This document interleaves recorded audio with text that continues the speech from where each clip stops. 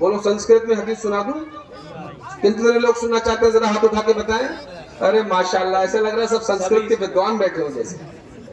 کتاب کا نام نوٹ کریں, مسلم Sharif volume number 2 page number 230. یہی حدیث پاک مشکات شریف پیج نمبر 435. کاد شیام شکل کچھ سیمادوی ماسی مادھوم جاتو درستو پترم پترو ہرشتمان شاہ شمبل گرام مکھیہ سے برہمڑس مہاتمانا بھونے وشنو یش سکل کی پرادر بھوشیتی ایش ایشای مام ایشتم نشکان دسر جہا سرو بچھی اچالا کی بھوشیتی جنو مم. ذرا مچل کے بول دو, ارے لاؤڈلی سبحان اللہ. اب آؤ اسی مفہوم حدیث کو جس کو میں نے زبان سنسکرت میں سنایا, طبیعت چاہتی ہے کہ انگریزی میں بھی سنا دے. ذرا مچل کے بولو تو سنا دے. کتاب کا نام Muslim Sharif volume number 2 page number 230. Narrated by Abu Huraira. Rasulullah peace be upon him said, who is the poor? The companion said, the poor is one who has no money nor goods. Then Rasulullah peace be upon him said, the poor person from my ummah is one who will come on the day of judgment with prayer, salah, fasting and zakah.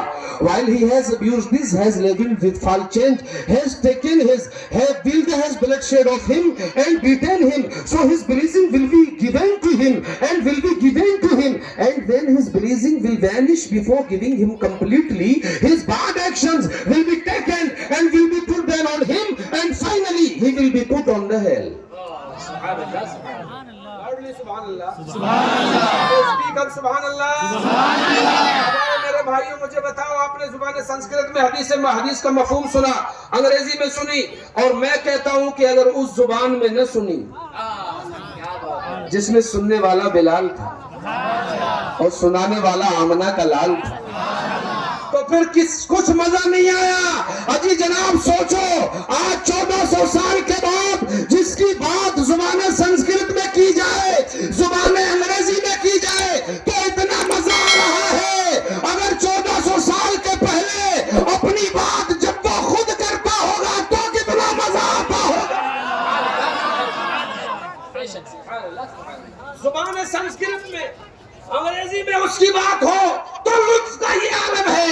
اجی جناب, جہاں سننے والا ٹمکور کا مسلمان اور سنانے والا احسان الحق, تو لطف کا یہ عالم ہے. تو اس مجمع کا عالم کیا ہوگا جس میں سننے والا علی ہوگا, سنانے والا نبی ہوگا. نعرہ تکبیر, نعرہ رسالت, عشق و محبت, عشق و محبت, نعرہ تکبیر, نعرہ رسالت, یا علی. ماشاءاللہ. اب نیچے والوں کو نعرہ یاد نہیں رہا کیا بھئی؟ اب کی بار میں دیکھنا چاہتا ہوں کہ نیچے سے مجمع میں سے کتنے لوگ اٹھا کے نعرہ لگاتے ہیں. توجہ کریے گا جناب. اب مجھے ایمانداری کے ساتھ بتاؤ کہ جب سنسکرت میں جس کا ایک لفظ پلے نہیں پڑتا, انگریزی میں جس کو بہت کم لوگ سمجھ پاتے ہیں, یار اس مصطفیٰ کی بات ہو تو لطف کا یہ عالم ہے.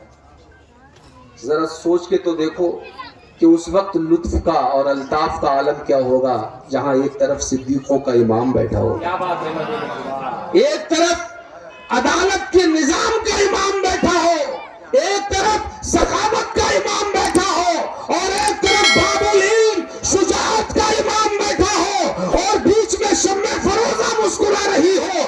ایسا لگتا ہے کہ پروانوں کے ہجوم میں شمع فروزہ مسکرا رہی ہے اور اندلیبوں نے شوق کی انجمن میں گل رانا کھلا ہوا ہے. مصطفیٰ جان رحمت کی لبھائے قدس کو جنبش ہوئی اور کچھ الفاظ یوں ترتیب پائے. عن ابی ہریرہ ان رسول اللہ صلی اللہ تعالی علیہ وسلم قال تدرون ما المفلس قالوا المفلس فينا من لا درهم له ولا متاع فقال ان المفلس من امتي من ياتي يوم القيامه بصلاه وصيام وزكاه وياتي قد شتم هذا وقذف هذا واكل مال هذا وسفك دم هذا وضرب هذا فيؤتى هذا من حسناتي وهذا من حسناتي فان فنيت حسناته قبل ان يقضى عليه اخذ من خطاياهم فطرحت عليه ثم طرح في النار.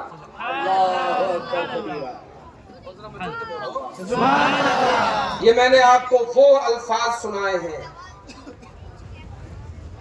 جو گل قدس کی مبارک پتیوں سے نکلے. حق اعلیٰ حضرت جس کے لیے کہتے ہیں نا, وہ زبان جس کو سب کن کی کنجی کہے. اس کی نافذ حکومت پہ لاکھوں سلام. اس زبان سے نکلے ہوئے جملے.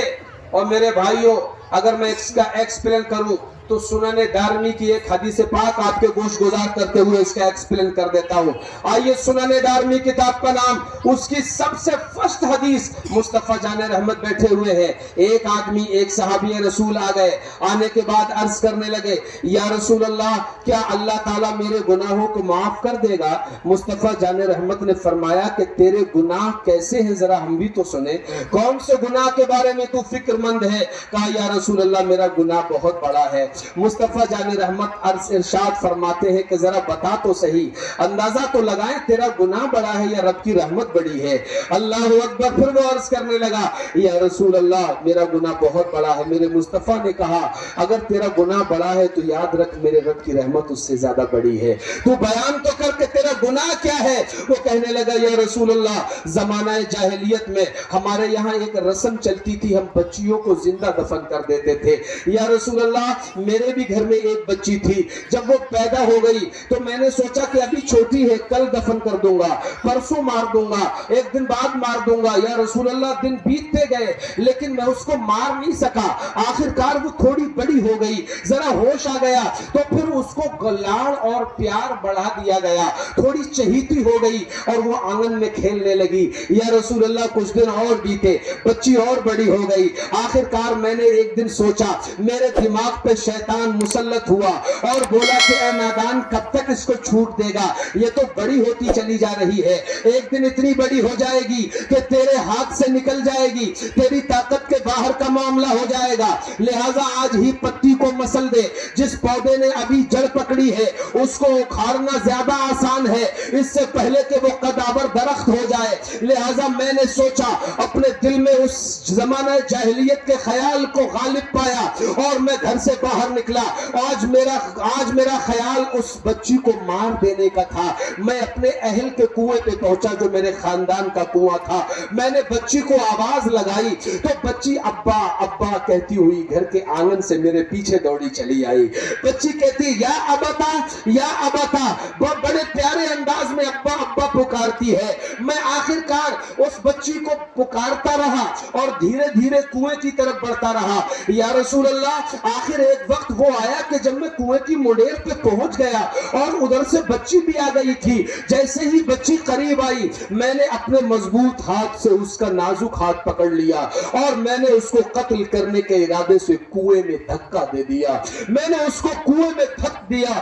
یا رسول اللہ وہ بچی تھی, وہ کان آخر عادی ان تقول یا ابتا یا ابتا, حدیث پاک کے الفاظ ہے. یا رسول اللہ میں نے اس کنویں میں اپنی بیٹی کو دھکا دے کر کے قدم آگے بڑھا دیے اور تیز ہو گیا, لیکن اس کی آواز میرے کان میں آتی رہی. وَكَانَ آخِرَ عَهْدِي بِهَا أَن تَقُولَ یا رسول اللہ میں نے جاتے جاتے سنا کہ بچی کنویں میں گرتے گرتے کہہ رہی تھی یا ابتا یا ابتا, اے ابا اے ابا.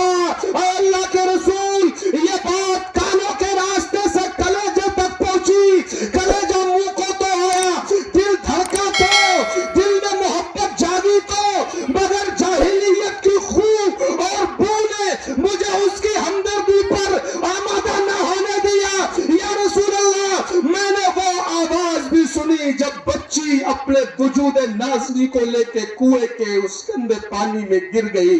اس کو غوطے لگے اور جیسے ہی غوطہ کھا کے وہ اوپر آئی, اس کے منہ میں ذرا سی سانس آئی, پھر بھی اس نے یہی پکارا اے ابا اے ابا. یا رسول اللہ اب میں اپنے آنسوؤں کو نہیں روک سکا, میں ضبط نہیں کر سکا. تھا تو میں زمانہ جاہلیت کا ظالم انسان, مگر شفقت پدری آنسوؤں کی شکل میں آخر کار آنکھوں کے بند کو توڑ ہی گئی. آنسو میرے رخسار پہ آ ہی گئے, مگر ایک دل چاہا کہ پلٹ کے بچا لوں, مگر زمانہ جاہلیت کا جو بھوت میرے دماغ پہ بیٹھ چکا تھا وہ کہتا تھا کہ نہیں نہیں یہ ہمارے یہاں کی ریت ہے, بچیوں کو زندہ جلا دیا جاتا ہے یا دفن کر دیا جاتا ہے. میں نے پھر قدم آگے بڑھا دیے. وہ کہتی ہے یا ابتا یا ابتا. یا رسول اللہ اس بچی کے ان جملوں نے میرے دل کو رلا دیا، مگر میں جاہلیت کا ایک ظالم انسان تھا، اپنے قدموں کو نہیں روکا۔ تاریخ کہتی ہے، تاریخ مدینہ کہتی ہے کہ اللہ کے رسول صلی اللہ تعالی علیہ وسلم جب بیٹھے اس بات کو سن رہے تھے، حتی وکفت دمع عینیہ، حدیث شریف کے الفاظ ہیں، مصطفیٰ کی آنکھیں بھیگ گئی، آقا دو عالم بھی رونے لگے، آقا دو عالم بھی اشک بہانے لگے۔ ان کے پاس جو صحابہ بیٹھے تھے انہوں نے کہا کہ اے نادان چپ کر، تو نے مصطفیٰ کو رلا دیا، اپنی داستان بند کر۔ میرے آقا نے ان صحابہ کو اشارے سے منع کیا، نہیں رہنے دو، تم خاموش رہو، اور کہا کہ اے نوجوان، اے زمانے جاہلیت میں اپنی بیٹی کو زندہ درگور کرنے والا انسان، ذرا اپنی بات کو ایک بار مجھے اور سنا دے، اعد علیہ حدیثک فاعادہ، مصطفیٰ کہتے ہیں ایک بار اور سنا۔ اللہ اکبر، جب دوبارہ سے اس نے سنانا شروع کیا، اور جب وہ یہاں پہ پہنچا، اے اللہ کے رسول، بچی نے غوطہ کھایا اور ذرا آواز نکلی تو اس نے ابا کہا، پھر غوطہ کھایا، آواز نکلی تو پھر اس نے میری ممتا کو پکارا۔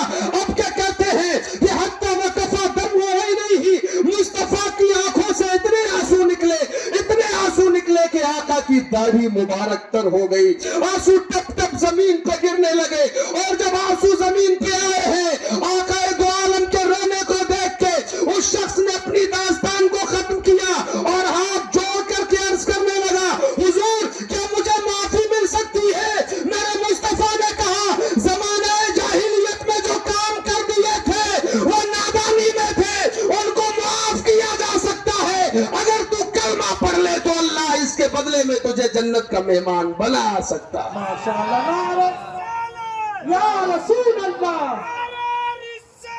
یا رسول اللہ، یا رسول اللہ صلی اللہ علیہ وسلم۔